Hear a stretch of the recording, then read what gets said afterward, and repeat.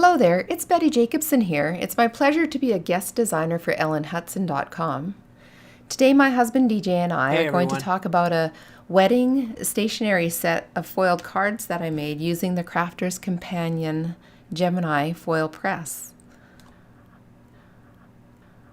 I'll show you how to make a gatefold invitation, but I've also included a picture of the simpler invitation that is made in the same way as the save the date and the RSVP cards.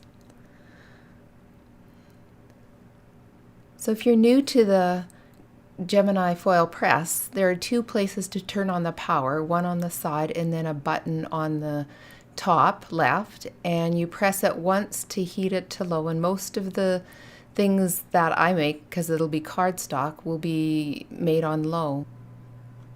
The manual has a nice little chart that tells you how long to heat your dies before you put them through your Gemini. For a big die like this, you heat it for about 30 seconds, and then the die that I'm going to use a little later is a little one, and so you only have to heat that for about 10 seconds. You put the pretty side of your foil down and then add your cardstock and finally your top plate over that. And when you put it through the Gemini, you want to make sure that you line it up straight so that it goes through the middle. You don't want it getting stuck. And hey, look at that. That looks amazing when you peeled that foiling off. Wow. Okay, so what are we doing here? So I'm marking the middle of that reoccurring pattern on the cardstock that's foiled. I want to make the two sides of my gatefold match up so that the pattern meets in the middle. So I'm just going halfway through the pattern and making a line so I know where to cut. And so we're going to cut all of the extra pieces off.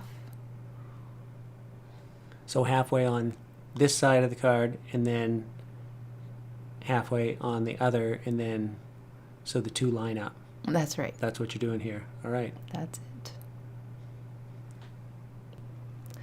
So you'll see that the patterns line up really well, and each of the sides match each other and are continuous in the center. Then I'll cut the panel I made in Word down just slightly on each of the sides so that the two sides of the gatefold meet in the center. I find if I don't do that, then they don't quite meet. I use some temporary tape to hold them in place while I put it all together. Is that washi tape or just purple tape? That's purple tape. Purple tape. Good job. And that I'm using that is something bone folder. It's a Teflon. It's a Teflon bone folder. That's it. Yeah, and I use really sticky tape called sticky tape. Be Creative. Be creative. Yeah. Yeah, I just learned that. Yeah. And now I use my HEG gun to put some tape on the back side of those panels, and I'm centering them on the front. Oh, there was some hanging over, so I just have to cut that off. Cut that off. Bye-bye. Oh, got it clean. So all the letters in the little heart need to be glued together, and there's 4 layers, and then I put a little block over them as they dry. And then I'm marking the center of my card so I know where to put my little heart and my letters. What is that, glue? It is, and look, I need some more because the bottle won't expand after I used it. All right, Ashley and Michael. And there they are again. So now we're going to just finish off the save the date and the RSVP cards by adding small strips of the foiled cardstock onto the left side. So we take our grid here and we line it up to make the paper straight. And we can just, again, fussy cut off the excess. All right, thanks. Moving on to thanks.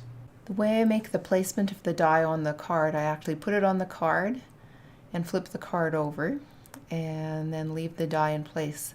As I'm putting the card down, I note where I put it on the grid, and then when I put the foil in place and then put the card back on, I can put it in the exact same spot. Okay, so we put that in there, we heat it up. Remember to put it in straight so it doesn't get stuck. You do not want that jammed. And then the reveal. Ah, thanks. Oh, nice. Okay, here we go. Yeah, we pop that out. And then we put some glue on the back, and we foiled first because if you Foiled. glue down the word first and then foil afterwards, it doesn't necessarily line up the greatest. That doesn't work. Okay. Not when I do it anyways. Okay. So then we just put a little weight on there. We used an acrylic block, but you don't need to necessarily use acrylic block, just any kind of weight on there. We use our line-up grid, make sure it's straight. Fussy cut off some extra piece there, and we're good. And look at that. We're done. Look at that. Ashley and Michael. I hope we get invited to the wedding. I hope we do too. Thank you, DJ, for helping me with this voiceover. Oh, you're very welcome. I have to say that DJ is one of my biggest fans in card making, and so I appreciate that a lot. I've included a picture of some other cards I made using the same supplies, only this time I used cream cardstock and the gold foil.